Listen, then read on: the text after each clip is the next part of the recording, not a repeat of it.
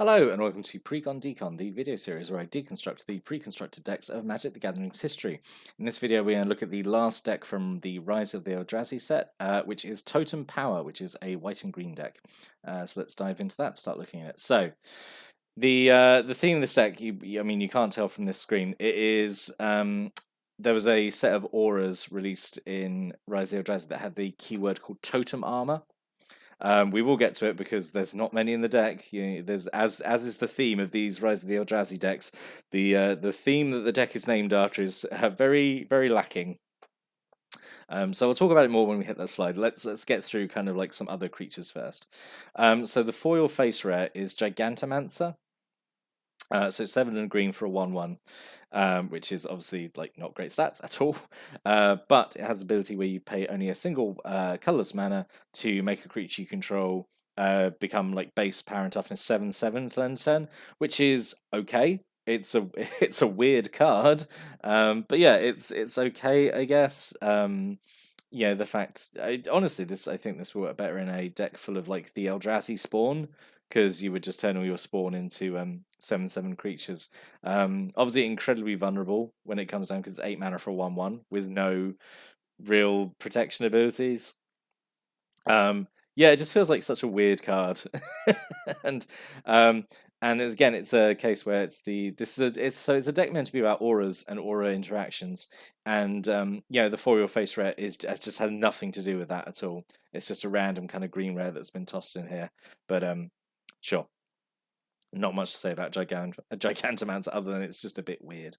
So we have a single Palaka Worm, so 4 and triple green, which kind of hurts it in a 2-color deck. This is actually a pretty good card. So it's 7/7 trample. When it enters the battlefield, you gain 7 life, and when it dies, you draw a card.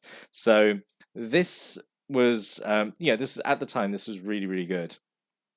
And this is, I know I've said it before, but this is the thing with Rise of Eldrazi, is that a lot of the rares are kind of not wonderful, but like some of the commons and uncommons are really good, and Palaka Worm was one of them.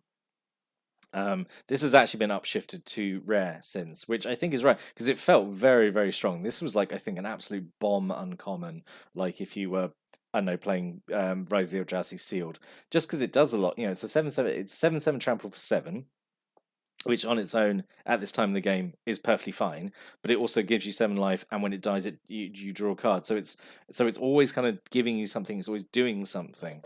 So yeah, this is actually a really great creature. I really like Palaka Worm, so this is a great inclusion in the deck, I think.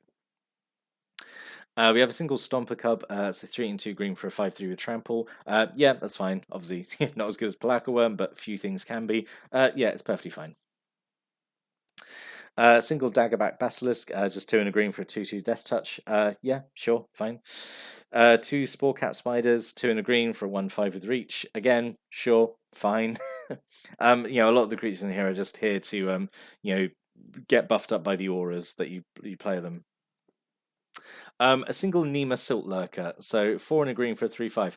There is no reason for this to be as bad as it is. This easily could have been another Stomper Cub. We're at the point in the game where like this is just straight up bad in green. This would be bad in any color, but in green this is like a slap in the face. It's just a bad card. This is a card you would take out straight away. Really not sure. I mean, like it doesn't really pass the vanilla test. This should be, I think, at least a 5/5 in green. Just a 5/5 for 5 with no abilities. That would have been okay, or even 4/5. I have no idea why it's this. Just a bad card. It easily could have been another Stomper Cub, and I'm really annoyed that it wasn't. It's just again one of these cards that are put in here that I guess under the impression that a new player will sit and be like, that's not a great card, and like do deck building and take it out, and I don't know. It just frustrates me. It's just a bad card. A single Soul's Attendant. So Soul Warden got a essentially a reprint in Rise of the Eldrazi, Soul's Attendant. So almost exactly the same as Soul Warden. So 1 white mana for 1. Whenever another creature enters the battlefield, you may gain 1 life. And I think that's the difference, because Soul Warden is you have to do it, and Soul's Attendant is may, which is, I know there is like technically like a rules thing for it, because like if you miss it, then that's fine. Whereas Soul Warden being mandatory, like if you accidentally forget to do it, then it's technically caused an illegal game state, and I don't know, it's a whole thing. But Soul Warden and Soul's Attendant existing meant there was, for a time, there was a deck called Soul Sisters, which I think played both and just gained a bunch of life. But yeah, this is a really good card, obviously because it's Soul Warden, so yeah, it's great. A single Cudgel Troll, just 2 and a green, 2 and 2 green for a 4/3, and it has just 1 mana regeneration, which I'm always partial to. Yep, this is fine. This is something to whack an aura on. Single Prize Unicorn, 3 and a green for a 2/2, has a lure effect. Lure effects are always very good, so yep, this is fine as well. 2 Elvish Visionaries, just 1 and a green, 1/1. When it comes in, you draw a card. Yep, absolutely fine. Like, replace itself when you play it. And a single Ornithopter, for some reason. I guess it's it's another aura target. Just 0 mana, 0/2 flyer. Sure. We're not the auras yet. Still going through M10 cards. Single Angel's Mercy, 2 and 2 white for an instant to gain 7 life. Sure.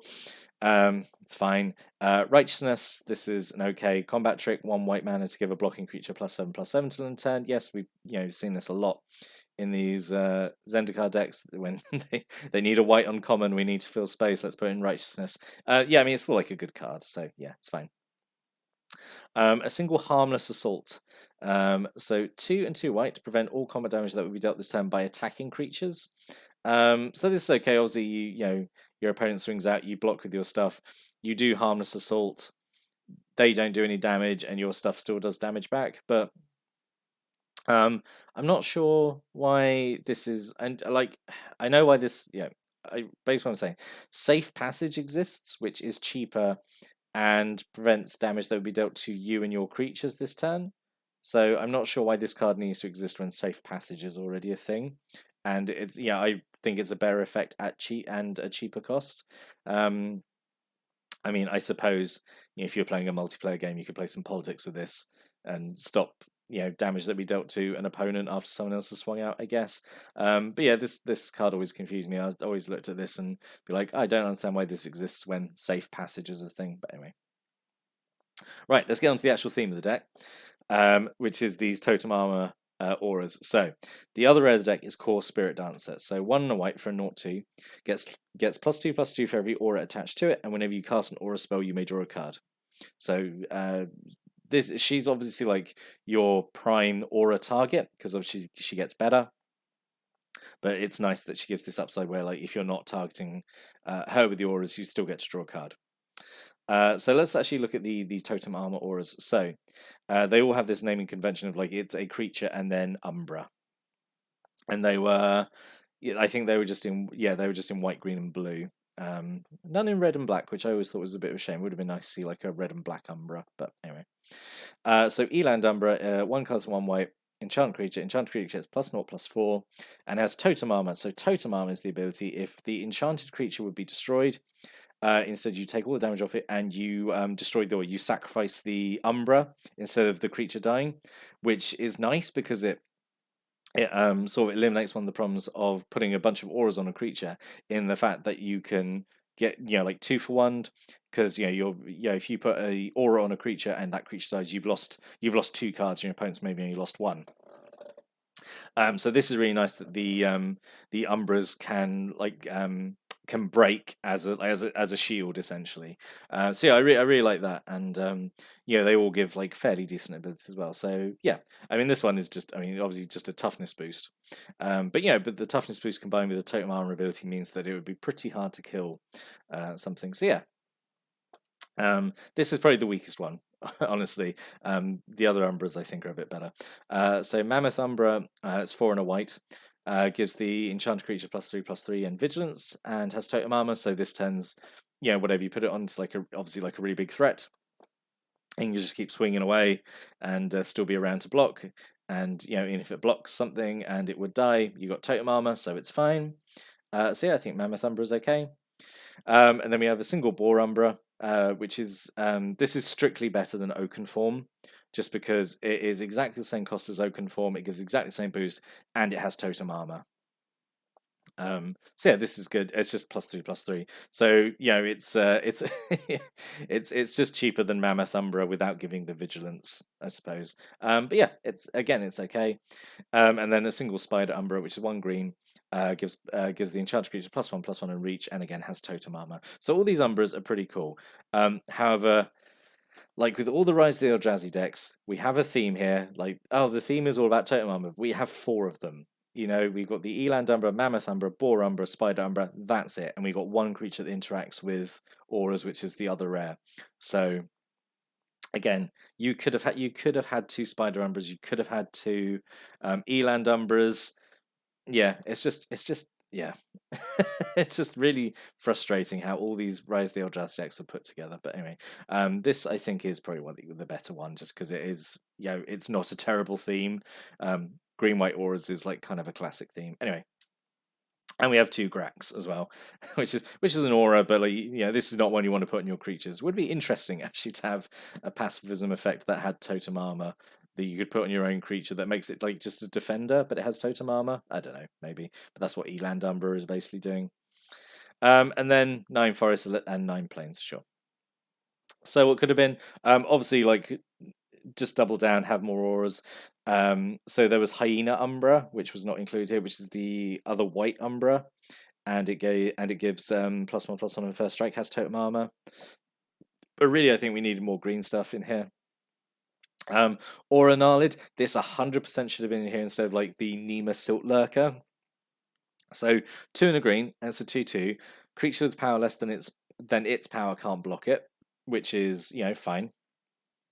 But it gets +1/+1 for each aura on the battlefield, which is exactly what this deck wants to be doing, playing a lot of auras. I have no idea why this card is not in here. And again, it's such an obvious inclusion that it makes me really angry that it isn't. Like, it's so obviously made for this deck and this strategy and this archetype, and it wasn't included. Instead, we'll have Nema Silt Lurker to teach new players deck building, I suppose. Like, no, just put a good card that has synergy with the strategy in the deck, for God's sake. Oh, really makes me angry. And then Snake Umbra, we could have had Snake Umbra, which is the another green totem armors. So 2 and a green, +1/+1, and whenever it deals damage, you draw a card. It has totem armor and alternate rare instead of Gigantomancer, because honestly, what is Gigantomancer doing here? It's just a weird card. Bear Umbra, 2 and 2 green. Gives +2/+2, and whenever the creature attacks, untap all lands you control, which is a pretty strong effect, and again has totem armor. So yeah, just needed these, I think, in some way. So in summary, I do think I'm going to say it's just the best of the Rise of the Eldrazi decks, because honestly, they've all been pretty bad. Like, it has actually made me quite... not upset. Upset is a strong word, but just frustrated, like looking at them and just like, I don't remember these being this bad. But yeah, looking back on them, just like, oh my God, these are dreadful. This is probably the best one, just because it's kind of it's kind of functional as just kind of green white auras, I suppose, and like you got Palaka Worm, you got like some other sort of okay creatures in here. But yeah, the others have just I guess Eldrazi Arisen was okay, but the Invading Spawn and the 2 level up decks were just absolutely dreadful. This one is okay, but like only just about okay. Like it's limped by with like a C-, barely passing grade. And you might think, like, oh, I was really disappointed with a bunch of, these Zendikar decks, and like in the past I have, done what could have been, and like they should have done this. I didn't want to do that with this because I was disappointed with all of them, honestly, and there would have been so many I would have had to make. And and honestly, like these 41 card decks, I didn't want to do that. I didn't want to waste time doing it. I just actually kind of wanted to be done with it. But I'm just going to quickly rattle through what absolutely should have been instead. So I think in Worldwake, we should have had a white-blue allies deck, like, because there were like some really good ally support cards. You had Join the Ranks that makes ally tokens. You had Talus Paladin and Juari Shapeshifter, who are both 2 good allies. And like we had a red-green allies deck in Zendikar, so Worldwake would have been nice to like, oh look, there are allies in another color, and they'll probably win in a slightly different way, because you actually could have done like a pretty decent mill deck, because there was Halimar Excavator, which milled players based on how many allies you had, so that could have been fun. And then in Rise of the Eldrazi, just forget the level up decks, or maybe have one of them, but like make it good. Uh, and then instead, so Rise of the Eldrazi had like this whole defender theme, a sub theme that could have been a deck. Vent Sentinel, which is like one of my favorite cards, um, does damage to players based on how many defenders you control. You had Warmonger's Chariot, which you can put on defenders and then they can attack. Stalwart Shield Bearers gives your defender creatures +0/+2. You had other really good defender creatures. You had like stuff like Rage Nimbus and Wall of Omens, like all these and Soulbond Guardians, which you've seen in another deck. Like so, that could have been a deck on its own. You know, just a bunch of defenders. It would have been really interesting, like a really different strategy to play really defensively, but still have these methods of being able to like do damage in some ways. So that could have been a deck. And also blue-red spells. I was absolutely convinced this was a Rise of the Eldrazi deck. I was absolutely convinced that Surikar Spellblade was a foil face rare for a deck, but no, obviously Mandela effect at play there. But yeah, I was absolutely certain that blue-red spells was the deck because there's so much support for it, because you have Kiln Fiend, which is excellent. Just a little creature that gets +3/+0 whenever you do an instant or sorcery spell. Surikar Spellblade would have been a great rare because it has this effect that cares about instant sorceries. And you had all the rebound spells like Distortion Strike and Stagger Shock, which would have given you multiple triggers of playing instants or sorceries. So yeah, but no, we got 2 level decks and a deck that sort of cared about Eldrazi Spawn a bit, I guess. So ultimately, very, very disappointing. Yeah, which is a shame because like I did like Zendikar block, but like these decks have honestly they have not been fun to talk about. Like they've honestly just made me really frustrated. But we are now actually done with Zendikar block, and more importantly, we are now done with these decks being 41 cards and like not well put together. So going forward.